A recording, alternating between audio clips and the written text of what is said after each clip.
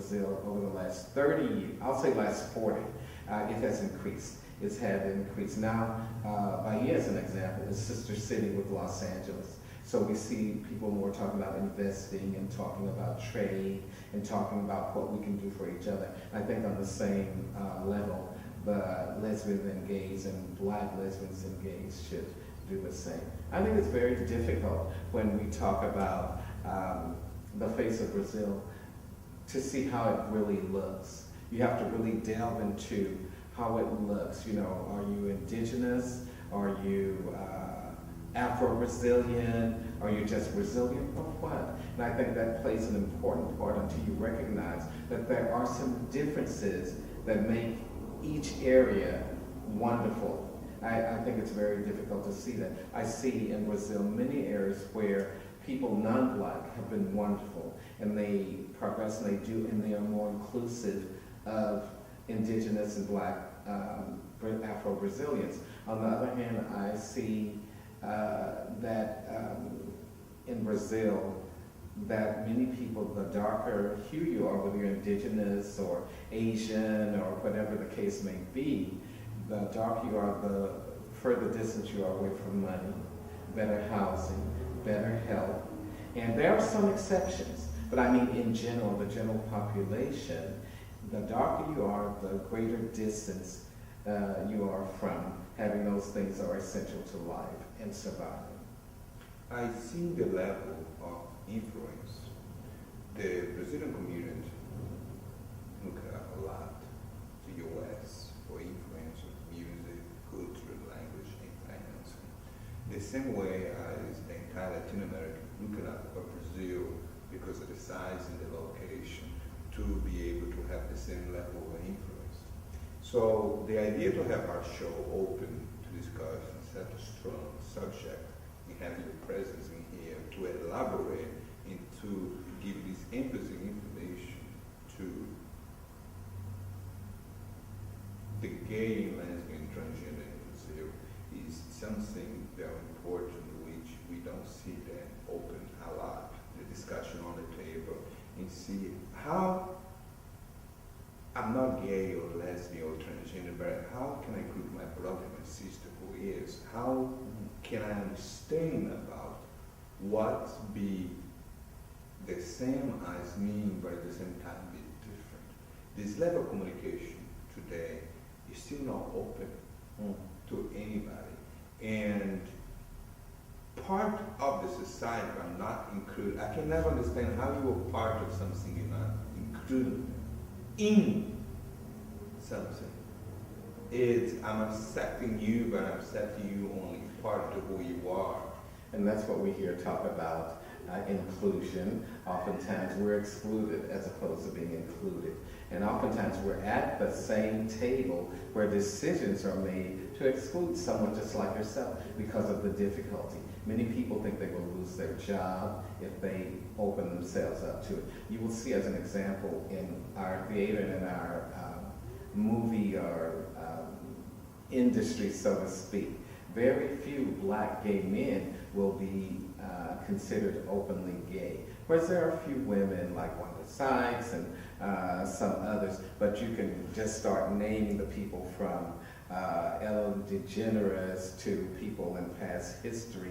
Rock Hudson, you see people on the show that win their awards, and you see them whether it's in music, TV, or other types of theater. You see them come out, oh, me and my partner, this is my partner.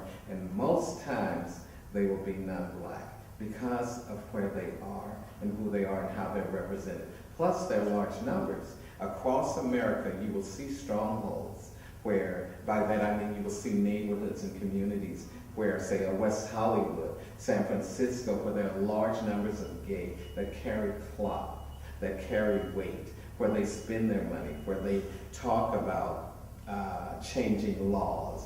We've seen that with some of the propositions and so forth here in the United States, but they had to take action. We have groups in general that like Act Up. You'll see them go to TV shows. You'll see them standing out with signs and parades. I've seen some of that in Brazil too, and I must say I'm very proud to see that. But again, when it comes to people that, first of all, accept themselves as who they are. Then people that identify that some of being self is being black, it's a little bit more difficult in Brazil, but I think it is coming. I don't know when or how soon.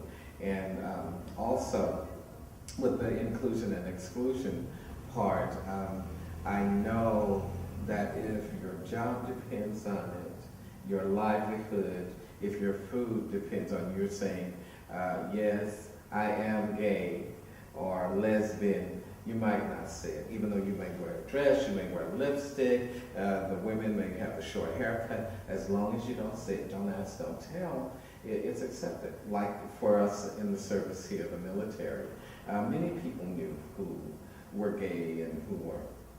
But until they start saying it or bringing partners or wanting their partners to have benefits, it was okay. But once they did that, it was a little bit more trying.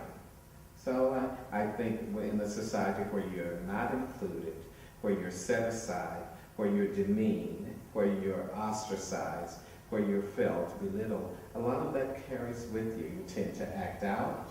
And I see perhaps in Brazil, some people will tend to drink, they'll have sex without a lot of forethought, so that it isn't in their best interest. And here we have clinics and meetings, just like for Alcoholics Anonymous. We have clinics and meetings for sexual addiction. And I think many people, they use their beauty in their body, and I see that with lots of people of Black African descent that are LGBT in Brazil.